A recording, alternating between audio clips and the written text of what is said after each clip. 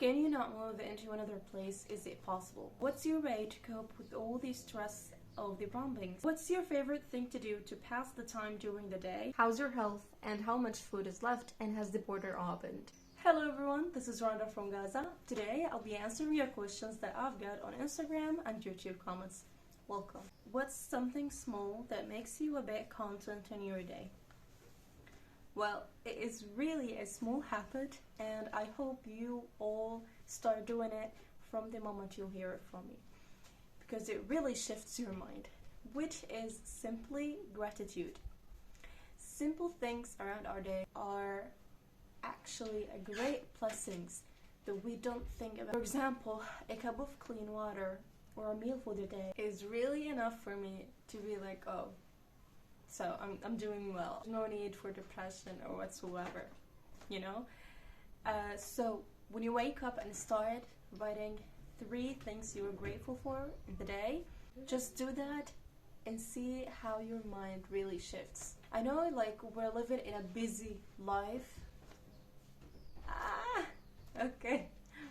I know we're living in a busy life where everything is so fast and people are doing big achievements and we are in a hurry, but we actually forget to just calm down, take a breath, think of all these small things that we have. Really just brings a good vibe. Can you not move into another place? Is it possible? I've got a lot of questions like this.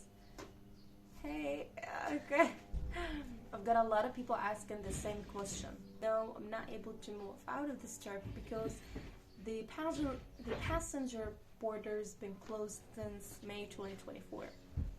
And yes, there's no way out and we are barely surviving, and so keep us in your prayer, guys. What's your way to cope with all the stress of the bombings and the difficulties in Gaza? It's a really good question. I always remind myself, and I always take this time to talk with my brain. I say, I am literally what I think of. If I kept thinking oh my god, this is so stressful, I can't handle it, I don't know what to do, I'm always shivering, I'll be really bad doing. But if I just talk to myself in a way that this is good, it's gonna pass, every difficulty shall pass. Okay, then why am I living this difficulty? Why am I living among all of this stress? Because there is a lesson you must be learning. This is my mentality. You know, especially the people who believe in God. For example, I believe in God. And we would say if God loves us, why would He let us live in such difficulty, in such a stressful situation?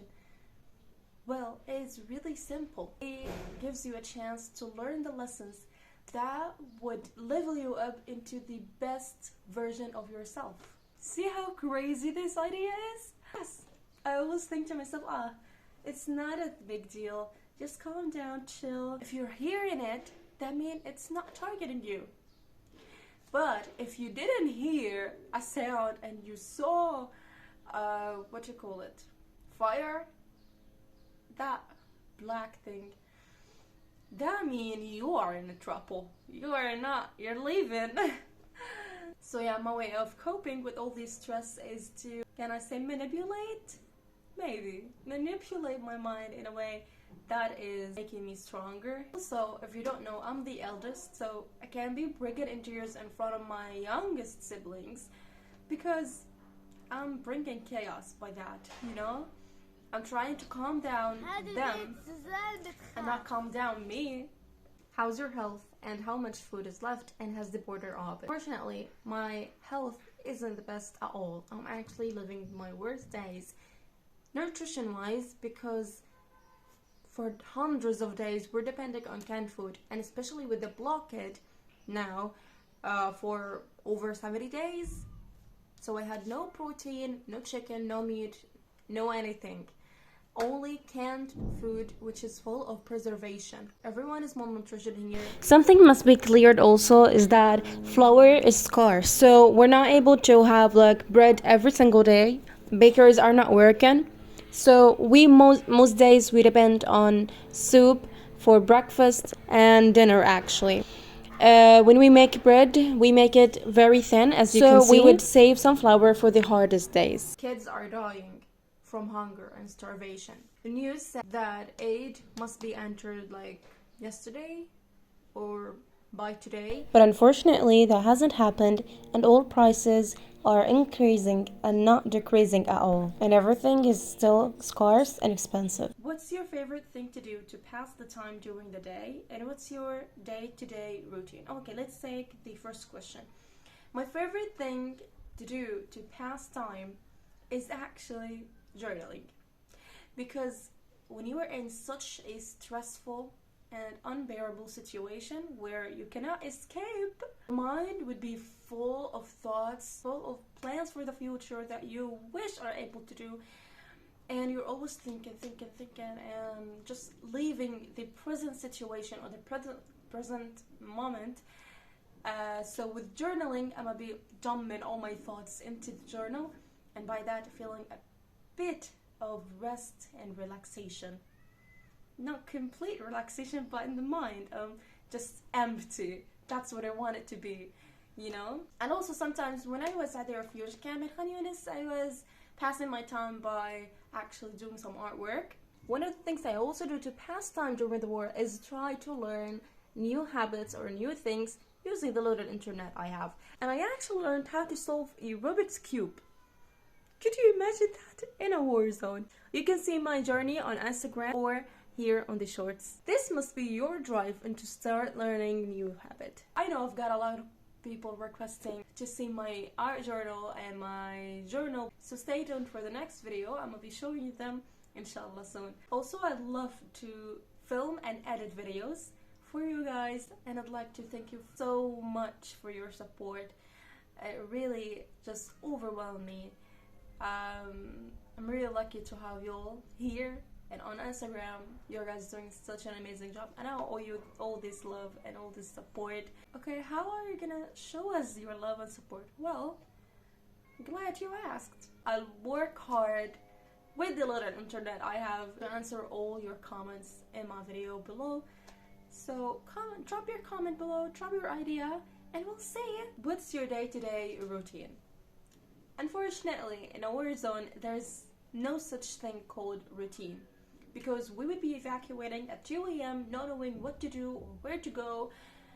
It is really miserable, so we do not have that routine. But there are several activities that we try to keep on track during the day, such as filling the water for usage, getting clean water for drinking, doing the laundry, cooking by fire, or making like a tea for the morning. If you haven't seen the vlog, you'll find it here or in the description below. Basic survival activities, actually, not too much. Who inspires you and why?